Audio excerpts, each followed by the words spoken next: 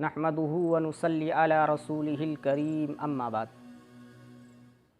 عن معقل بن یسار رضی اللہ عنہ ان رسول اللہ صلی اللہ علیہ وسلم قال البقرۃ سنام القرآن وذروتہ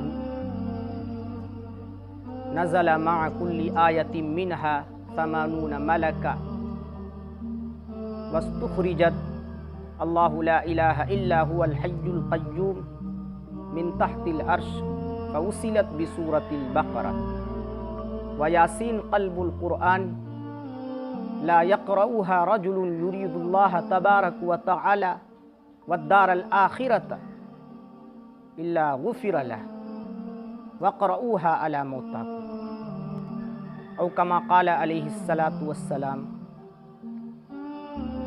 السلام علیکم ورحمۃ اللہ وبرکاتہ۔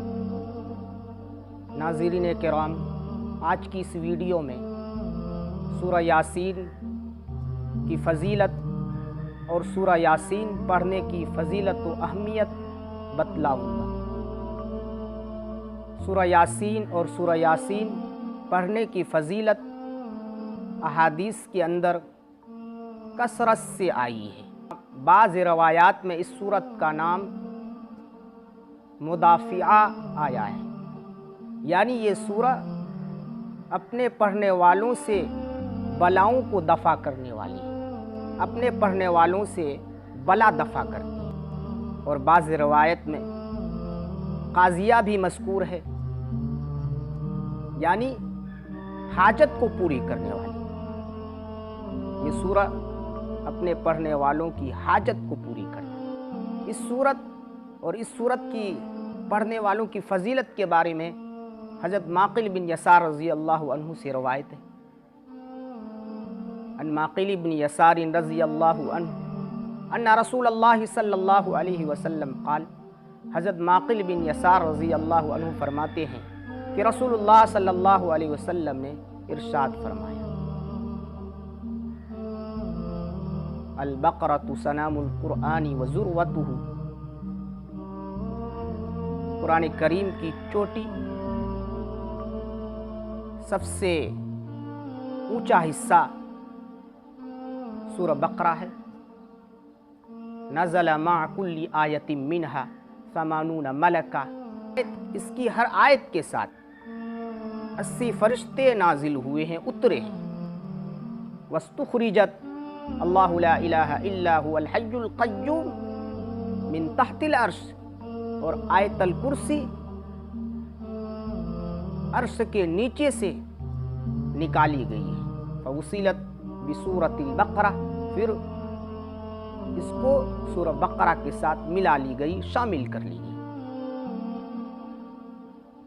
ویاسین قلب القرآن، اور سورہ یاسین قرآن کریم کا دل ہے۔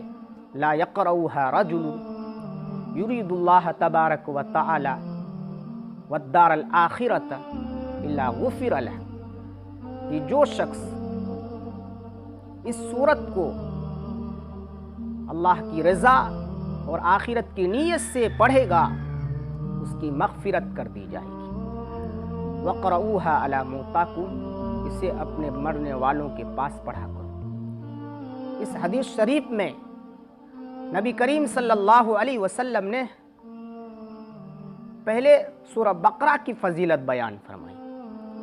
سورہ بقرہ قرآن کریم کی چوٹی، بلند بالا حصہ ہے، اور سورہ بقرہ کے اندر ایک آیت الکرسی ہے جو عرش کے نیچے سے نکالی گئی، پھر اسے سورہ بقرہ میں شامل کر لی گئی۔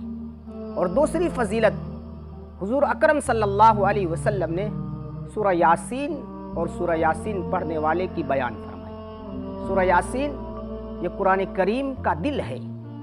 جس طرح انسان کے اندر دل ہوتا ہے، اگر دل کام کرنا بند کر دے انسان مر جاتا ہے، ایسے قرآن کریم کے اندر سورہ یاسین کو ایک فضیلت حاصل ہے، ایک اہمیت حاصل ہے، دل ہونے کی اہمیت، دل ہونے کی فضیلت حاصل ہے۔ اور آگے آپ صلی اللہ علیہ وسلم نے سورہ یاسین پڑھنے والے کی فضیلت بیان فرمائی کہ جو شخص سورہ یاسین کو اللہ کی رضا اور آخرت کے لیے سے پڑھے گا اس کی مغفرت یقینی ہے، اللہ اس کی ضرور مغفرت کریں گے۔ اور آپ نے فرمایا اسے اپنے مرنے والوں کے سامنے پڑھا کرو، مرنے والے کے سامنے پڑھو گے تو روح نکلنے میں آسانی ہوگی۔ امام غزالی رحمۃ اللہ علیہ نے فرمایا سورہ یاسین کو دل کہنے کی وجہ یہ ہو سکتی ہے کہ اس صورت میں قیامت اور حشر و نصر کے مضامین خاص تفصیل سے اور بلاغت سے موجود ہیں، اس لیے قرآن کریم کو سورہ یاسین کا دل کہا گیا۔ حضرت ابو ذر رضی اللہ عنہ سے روایت ہے جس مرنے والے کے پاس سورہ یاسین پڑھی جائے اس کی موت کے وقت آسانی ہوتی ہے۔ اور حضرت عبداللہ بن زبیر رضی اللہ عنہ نے فرمایا کہ جو شخص سورہ یاسین کو اپنی حاجت کے سامنے کر دے اس کی حاجت پوری ہوتی ہے۔ یعنی سورہ یاسین پڑھ کر اگر کوئی اپنی ضرورت کو پوری کرنا چاہے، کوئی بھی ضرورت ہو، آپ سورہ یاسین پڑھ کر آپ نیت کریں اللہ ہماری ضرورت کو پوری کرے، آپ کی ضرورت پوری